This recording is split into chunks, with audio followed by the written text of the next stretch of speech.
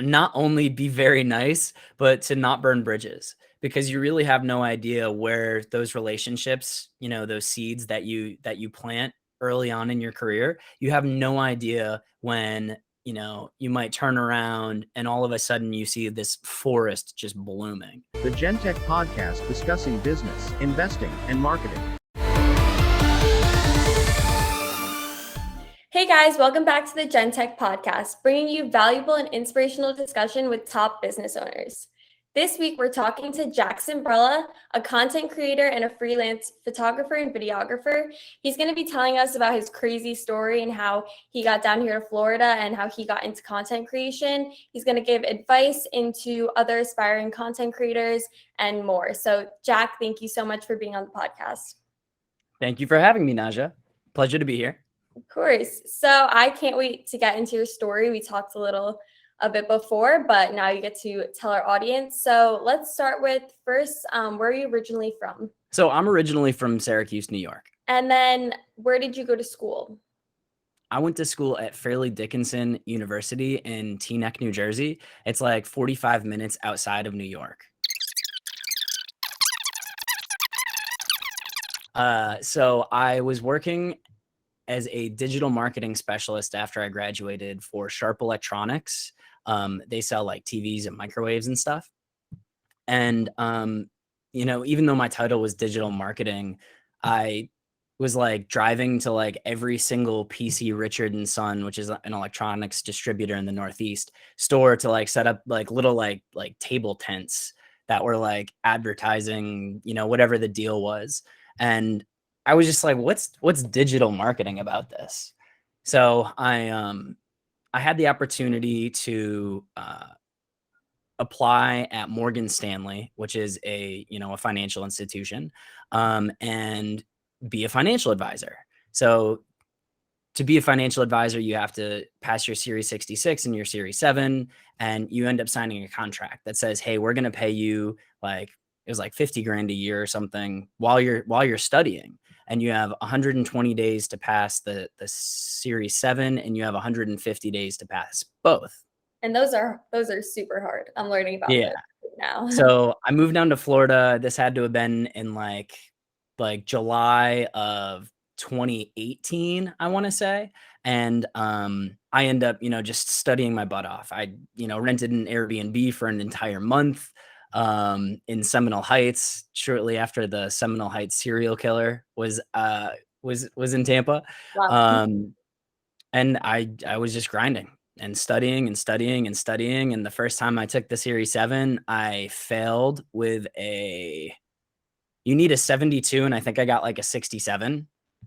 And it's just like, it's 250 questions. They break it up into two parts, and it's just like an arduous process. So I ended up being this financial advisor, and I worked with Morgan Stanley for about a little over a year and a half. I meet this kid, and he makes memes, like finance related memes. And so he was like, hey man, I have this idea for this meme where we're going to take like a real life CNBC interview, and we're going to cut out one of the analysts. So in like this situation, like they would cut out like you or me, and then we shot ourselves in front of a green screen, basically just being like a sarcastic asshole to the guy that was like the analyst on CNBC, right? He's like, my face, what's wrong with my face? In this case, it's a black eye that I got over the weekend. But in that case, I was like, oh, Brian, have you taken a look at the Potato Head himself? Like, just some silly stuff. And the video explodes. It got 48,000 views in 12 hours. And me and my coworkers were like, what do we do? Like, this isn't. You post this meme? What social platform? Actually, it was Reddit. So are you familiar with the subreddit page called Wall Street Bets? I'm not. So Wall Street Bets is a subreddit where, like, if you wanted to go and you wanted to find like a lobby where people are talking about finance, but it's not so clinical, it's not so sterile, it's this would be the place that you would go on Reddit specifically to find that kind of information. So we end up posting this meme, and he has like 500,000 Reddit karma or something, because he just like this man like churns out memes. His memes were making the front page of Reddit. So we post this meme on YouTube, and then we, share the link over to Wall Street Bets, and it makes the front page of Reddit. Like anybody that's looking at like the Reddit like trending posts for the day is like seeing like the little thumbnail of like my face, right? And yes, your face on this meme. So Wow. I had people coming up to me at work like, "Hey, I saw your CNBC interview. And if you have your Series 7 or your Series 66, it's a big no-no, like about what you can and cannot say, leveraging different avenues to publish information, because they're everyone's so sensitive to either insider trading or soliciting financial advice when you're not a registered agent. People very much tiptoe around that. So it was a big no-no, and so other coworkers were like, "Your CNBC interview, what?" Um, and we get fired. I'd taken a week off for Thanksgiving, and I get a call, and they're like, "Hey, is this you?" And I'm like, "No, that's not me." It's Shaggy, right? It wasn't me. Yeah. So this was, by now we're in the end of 2020, or no, the beginning of, yeah, probably the beginning of 2020, just before COVID broke out. And the entire time I had worked as a financial advisor, I was just miserable. It was a 9 to 5. I felt like I was like a wage slave, and we had these like headsets, right? And it's like they always wanted to see that headset on you, and it's like it just felt like a dog collar and a leash, and I didn't. It wasn't for me. So I was improving. I'd done a photography workshop, and I learned how to like master some off-camera flash. And I was like, all right, I'm leaning in. I'm going all in on the creative, and I'm going to build a business out of this. So this was after you already got fired, or were you kind of already preparing and realizing like this career wasn't for you? I had been doing paid shoots. So like I think a lot of people, when it comes to like photography, I think that where I started with it, when I got back into it, I had taken a trip to China in 2015. And I was like, I want to get a camera. I want to get a nice camera so I can document my travels. And, I'm going to see cool stuff, and I want to take pictures of it. And when I got to China, there was this girl there, Sarah Butcher, and she was like super good at photography. And she was like, "Oh, like let's go do some long exposure." And so like taking photos of landscapes and whatnot, it was my entry point into it. Yeah. And like when people ask like, "Okay, how do you like how do I become a photographer?" Well, you pick up a camera and you start shooting, right?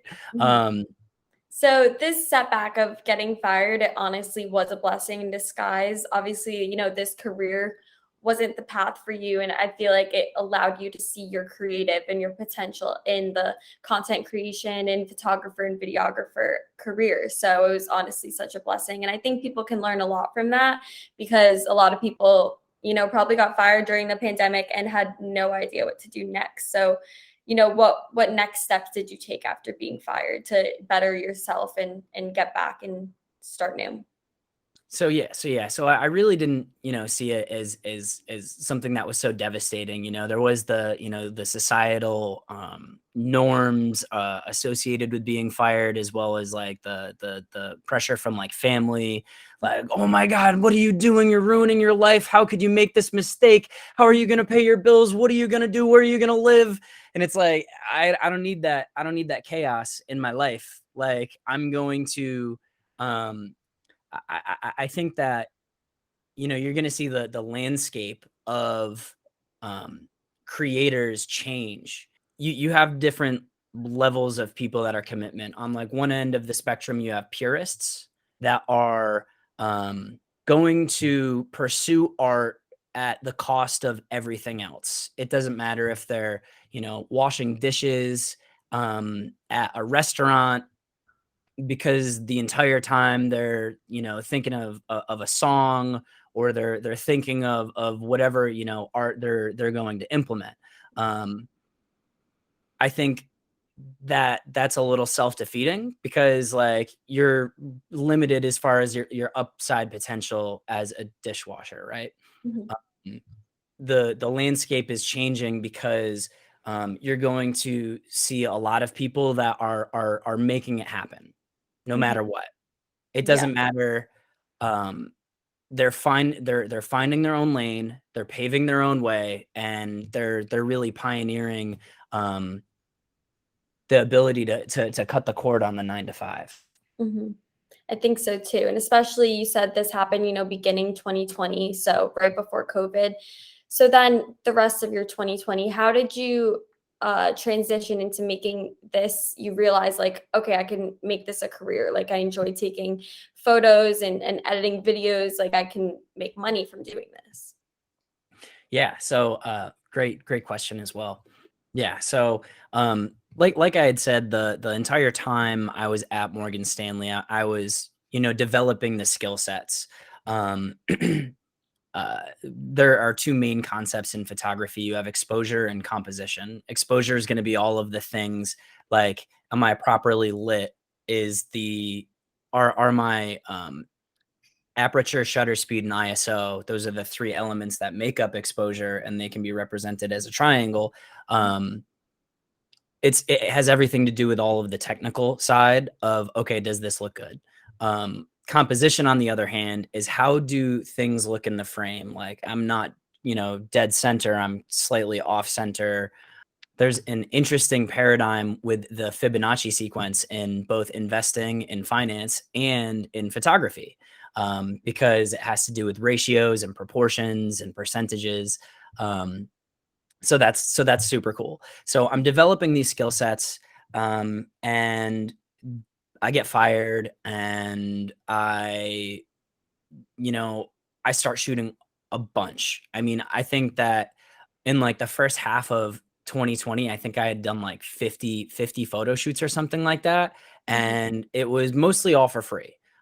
Shooting a lot of, just models that I was finding through searching hashtags on Instagram, friends of friends that are seeing the work that I'm doing, and then, posting on social media, and I'm getting inbound leads. Um, but you quickly realize that if you really want to make money, that models don't necessarily have the money or want to spend the money on photo shoots. Mhm. Um, so unless you're doing it at a very, very high level, it's hard to charge a premium for that. Um, so we had to take a step back, and we had to reevaluate, because, well, how are we going to support ourselves? How are we going to make money? And that's when I started to dive more into video. When did you start actually working with GenTech Marketing? For those of you who don't know, Jack actually shoots content for GenTech. So is that kind of when you stumbled upon, working for marketing agencies? So there's a lot of different avenues for business. So I tend to try to well, to answer your question, I started working with GenTech in January of 2022. Now we can take a couple of steps back, actually. Mhm. So while I'm at Morgan Stanley, I end up shooting my first music video. So I had also, so it's like photography and videography are like two sides of the same coin. There's a lot that is very, very similar, and there are principles of photography that you have to implement in video, um, if you're shooting manually, of course. So, for example, your shutter speed needs to be twice your frame rate. So, if you're shooting at 30 frames a second, your shutter speed needs to be 1/60. And if you're shooting at 60 frames a second, your shutter speed needs to be 1/120 or 125. And so diving more, upgrading my gear, because I still have the paycheck and I have the funds to be able to enable myself to, acquire a higher quality of gear. Mhm. Um, that being said, it's not so much about the gear that you have. It's about how you use the gear that you have available to you. Music videos are cool and all as well, but it's a lot of back and forth to properly align your vision and the artist's vision. And the artists are like music artists are probably the artists that make the most amount of sacrifices, because they have to pay everybody before and blow up before they get paid for anything that they do. Mhm. Um, So from shooting all of this, what would you say is like your favorite content to shoot? I definitely am leaning. I'm very bullish on the vertical, talking head style reels. Mhm. I like shooting that the best. I like uh not only do I show up and I shoot, but I'll also direct. So I think that you need to say that again. I think that you can say this like this. I think that the hook for this video should be this, because like you got 5 seconds. Like if you Mhm. don't hook somebody in 5 seconds, like they're gone. They're not staying for the rest of the video. So And Instagram Reels are fairly new. They obviously started probably when you were just starting your career also. So, what do you have advice for people who are making Instagram Reels? How do you make a catchy Instagram Reel that has the potential to go viral? how do you make a Instagram reel that has the ability to go viral? So viral can be a lot of things. It also depends on the style of content that you're putting out, right? Because you could go viral for, it could be something heartwarming, like uh, the video of the dog like bouncing to uh my money don't jiggle jiggle, it folds, right? That's going to go viral for a different reason than a video of me saying these are the top 5 stock influencers that you should be following. But doing things like that, like I'm getting in your face, right? And uh if you care about stocks, or you care about who you should be following, then you're probably going to stay and watch the rest of that video. um if somebody's not interested in investing, or not interested in stocks, then that video is never going to succeed for them, like anyways. Mhm. That being said, um, there's a general framework for putting out reels. You want to tell the story, whether you're telling the story, me speaking into the camera, or we're telling the story of a wedding, or we're telling the story of a day at the beach. Everything's going to have a beginning, a middle, and the end, and an end. So you want to hook them. If it's for somebody that's running a business off of Instagram, figure out what the pain points are of the people that follow you. As Christian and Amel always say, if you can provide value and you can help them overcome those challenges, then you're going to be able to get more followers, you're going to be able to get more views, and you're going to be able to convert your followers into sales. Yeah, and that's what we try to do every day, I think, on the GenTech Instagram. And it's actually like funny you were saying that. I just posted a reel today on our Instagram about, the strategy for posting a good ad. But I also do think it transitions with a good reel too. You have to have that good quality image or good quality video, a hook, a great offer, and then an urgent call to action. And with those 4 things, like you hopefully we'll have a good reel and a good Facebook ad too. Yeah. How important would you say having, a good quality images when making these ads and when content creating? Like, what do you think the difference is when, you're taking these images versus people taking pictures on their iPhones? So again, it's not so much what it's not so much the gear that you have. It's about leveraging the gear that you have available to you. So it's like, a question that I get a lot is, what camera should I buy? I want to buy a camera. And my question's like, well, what's your budget? Because if it's less than $1,000, then you probably should just stick with your phone. Because like when you get into the realm of like cameras and shooting at you know, a prosumer professional level, then you have to spend a lot of money to move the needle just like an inch or two. Mhm. That being said, you know, the output of content is more important than the quality of the content that you're putting out. You know, for example, like you'll see Christian will pull out his phone and record a batch of reels if him and I haven't connected or had the opportunity because he's been traveling or whatnot. Mhm. Um, even myself, uh, I recorded a reel yesterday. Um, have you seen the movie Tommy Boy? I haven't. So there's this scene. It's got Chris Farley, R.I.P. He's like a big funny guy that was in a bunch of movies from the '90s.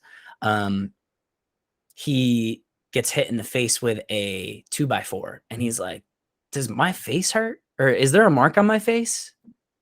And he's like, "No, I thought I hit you in the shoulder." And he's like, "My shoulder doesn't hurt. It's my face. Not here so much, but right here."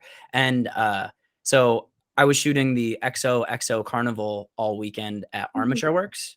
So it was DJ Snake, Little John, Shaggy, Dead Mouse, Wax Motif, Vintage Culture, pretty heavy on the EDM side. And Mhm. I have my camera mounted on a gimbal, and I'm holding the gimbal and I'm all up in my camera settings, and I Mhm. walk full speed into not the stage, but like a speaker that was in front of the stage. Oh, is that what happened to And you? yeah, and I ended up giving myself a concussion, and it was like super miserable.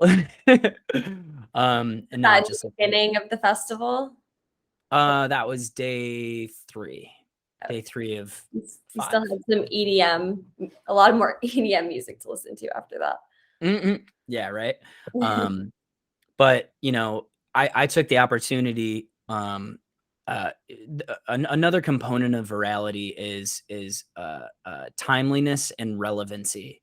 So if like I took the opportunity to put out a piece of content because I got a black eye, whereas like most people would be like, "Oh, I have a black eye. I don't wanna like pull out my phone and record something." Mhm. Like, That makes a lot of sense to me. I think, it also takes a lot of like courage for people to film themselves, even though I do think those are the videos that do the best. I think even when I first started the podcast, like it's hard to get used to talking in front of a camera, but you really do like just put a camera in front of you and then just try to talk about anything and see how like far you can go. And that really does help you with not public speaking, but I feel like when you're taping yourself for a reel, it's close to public speaking, honestly, and you get a even bigger reach than public speaking. oh yeah, yeah. I mean, you know, like by my standards, that reel that I posted didn't like do so well, right?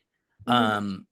But it still got like it's got like 80 likes. If 80 people showed up like at my house right now, I wouldn't know what to do. I'd be like, A great way to think of it. So, how did you scale yourself as a videographer and a photographer? What advice can you give to people who, want to maybe they're small right now but want to scale themselves?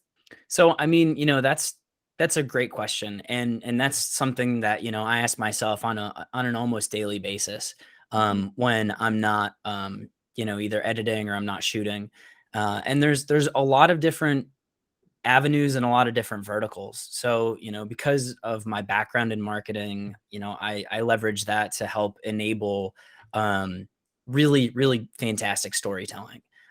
Because if we can tell compelling stories, then we can, you know, it enables us to do so much as business people because we can, you know, not only sell more products, but we can, you know, create meaningful relationships with our clients and our customer base.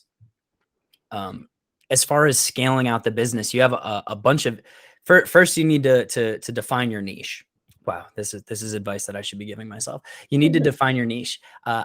For me, I shoot such a wide breadth of different types of content.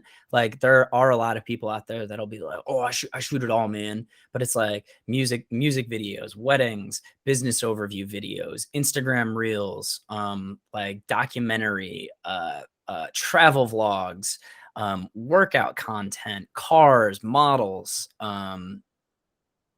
Yeah. Lately, I've been diving pretty heavily into real estate. Once you've defined your niche, then you're able to figure out the strategy on okay, well, how am I going to generate leads? A lot of my work comes from referrals. Like, I've provided a good experience. I made a dope video. I took really nice photos. Um, because now content is more important than ever, Mhm. and we're in a constant battle, you know us versus other creators. Um and what we're fighting for is attention. Mhm.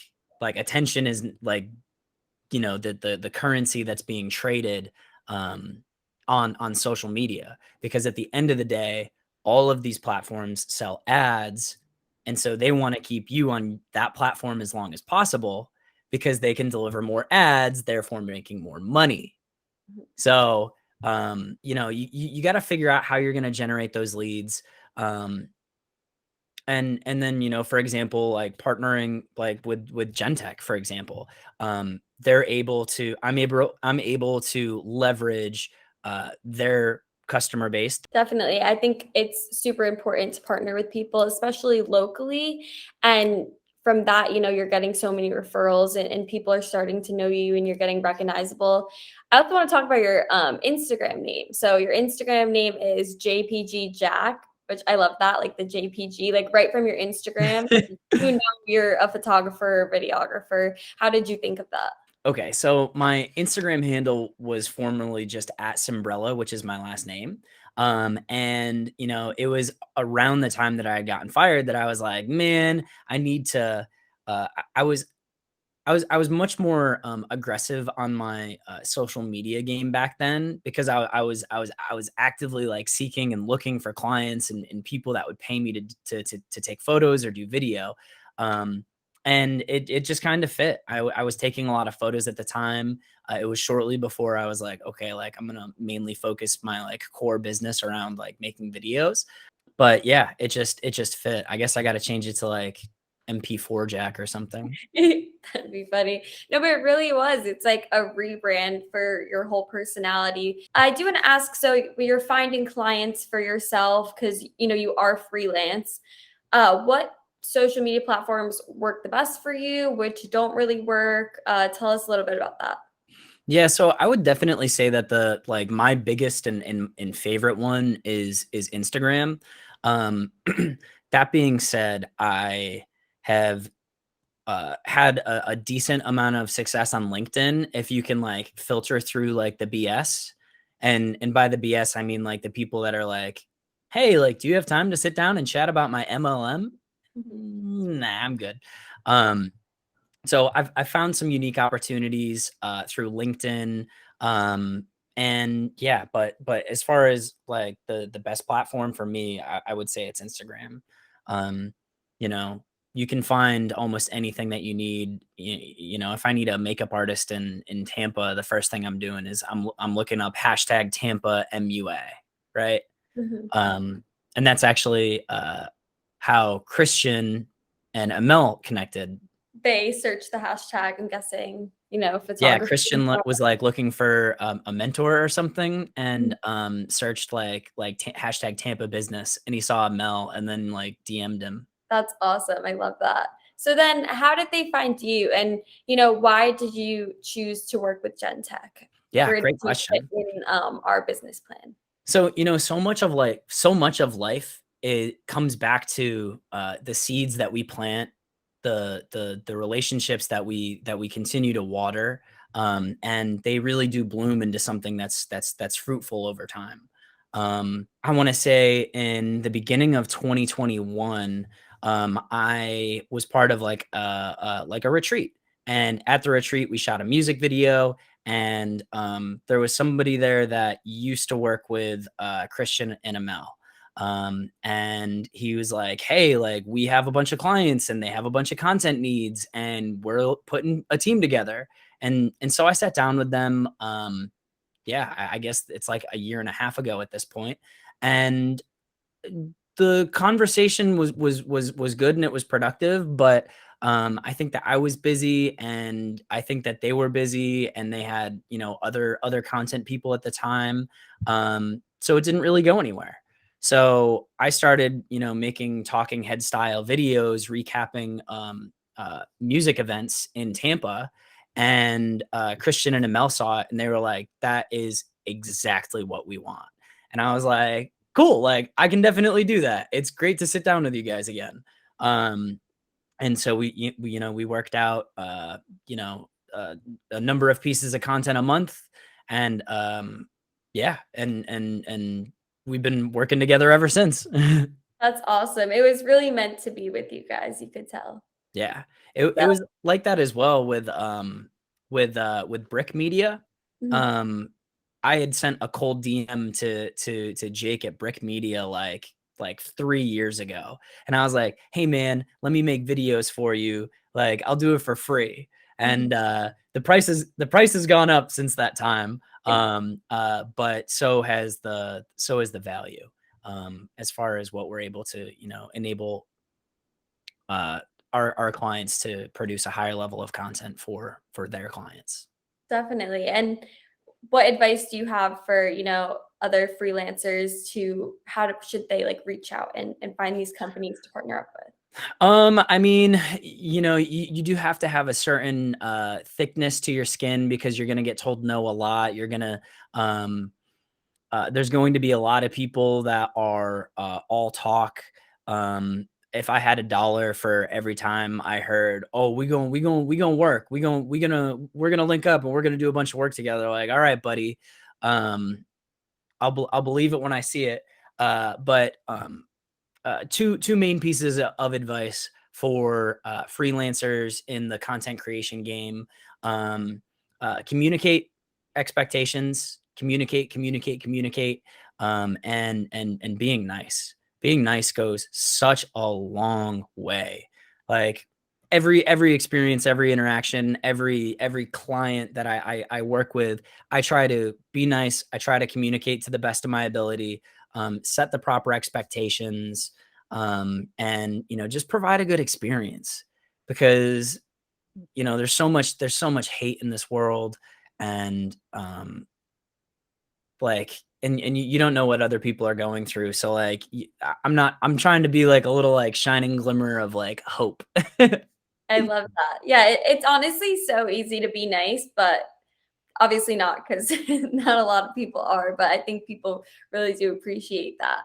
So how do you I know you said like referrals is a really huge part of your business as a photographer and a videographer. How do you generate these referrals? Because I'm sure a lot of companies and new business owners have trouble getting these clients to give them good reviews and tell their friends. So what do you find is the best way for you to generate these referrals? I mean, really just asking, hey, especially if it's a project where the budget isn't necessarily exactly where we want it to be. We can afford to be creative. And something that is really valuable is, okay, especially if it's something that I have a concerted interest in. Hey, I just want to make sure that you understand that um because the budget isn't exactly where we want it to be, we still want to work on the project. Um, can we run a case study based on the experience that you're going to have, and then we're going to use that as a piece of promotional material. Um, like, for example, I produced 12 talking head style videos with this as the backdrop. The lights were set to purple, and it was these are the top 5 stock influencers that you need to be following. These are the top 5 crypto influencers that you need to be following. Um, and across those 12 videos, they were, vertical short form pieces of content. Um, they generated over 1.2 million views on TikTok. Visually, like what advice do you have for other content creators? I know like on Instagram, it's really popular now to, your feed, have a visually appealing feed and an aesthetic. So what's some advice you could give to, reach this aesthetic that everyone is trying to have? I mean, if you look at my page, there's not really an aesthetic. I think that as a creator, it's important to show up every day. And this is something that like I don't like I will be the first to admit I don't do the best job because I'm pretty busy all the time working on content for my clients. So it's like the reel that I posted yesterday with the not here, not so much here. Like I was able to bang that out in 30 seconds. The content that we put out for GenTech, it takes uh like at peak efficiency like 6 or 7 videos in like 90 minutes, but Mhm. like I'm also adding like all the text and the subtitles and like making sure that the sound is right and cutting out dead air if I have to. And what skills have you really found vital to your career? Um, Something that they really pushed at Morgan Stanley was a like they're overcoming objections. So like you're going to like especially in business, you're going to face objections. And if you don't know how to overcome those objections, then you're going to have a much more difficult time, right? Because it's like if I get a referral and I can't close that referral, then I'm losing out on potential revenue. I'm losing out on potential business. Now, I'm not trying to hard close, a 90-year-old granny on why she needs to like buy my video services because she doesn't. And I try to approach every interaction with clients and I have 3 main questions that I ask. The 3 main questions as a creator that you need to understand to be able to give an accurate quote and understand how much work is actually going to be involved on the project are going to be: what does success look like? What are your goalposts, right? How are you, the person that's paying me, going to define success for this project, right? Because I could produce you a 50,000 video that looks a $50,000 video that looks glass. But if you don't implement that with the right strategy, then the video could flop. And then you're going to say, well, video doesn't work for me, or marketing doesn't work for me, or advertising or Facebook ads don't work for me. And it's like, well, that may or may not be true. The second question is how many deliverables are we looking at? And what do those deliverables look like? And then the third one is, how many times are we shooting? How many times am I going to be leaving the house and meeting up because, gas, travel, admin fees, opportunity costs, um, all have to be factored in to some extent. Definitely. I think that's also something most people don't really think about. So that is a good way to, think about these are the things that we need to have clear when, making a deal with that person. Right. So before I wrap things up, I want to ask one last question. What's the biggest takeaway that you hope listeners learn from this podcast? The biggest lesson that I've learned in the course of my career is to not only be very nice, but to not burn bridges, because you really have no idea where those relationships, those seeds that you plant early on in your career, you have no idea when, you might turn around and all of a sudden you see this forest just blooming. Um, I'm very grateful for the opportunity to work with all of my clients, and I'm very grateful for all of my clients because without them, I wouldn't be able to I wouldn't be able to do this. That's the biggest lesson, and that's the biggest takeaway that I've learned over the course of my career. That's perfect. Well, thank you again for sharing your story with us. I'm just going to recap a few things we talked about. So we talked about as, a freelance photographer and videographer, anyone who wants to get in this career that you're in, they really have to define their niche and, know their core competency of what they're good at, and that's how they will succeed. You talked about the importance of storytelling in videos and really connecting with your audience, and how content is important, more important than ever right now in our worlds and in social media.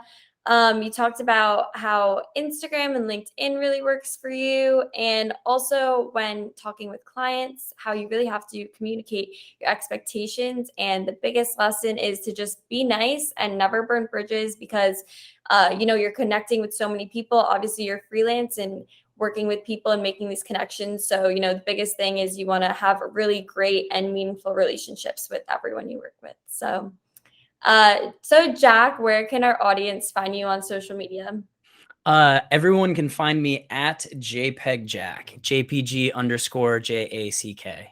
And you can find us at GenTech Marketing on all social media platforms. Jack, thank you again, and we'll see you guys next week. Thanks, Naja.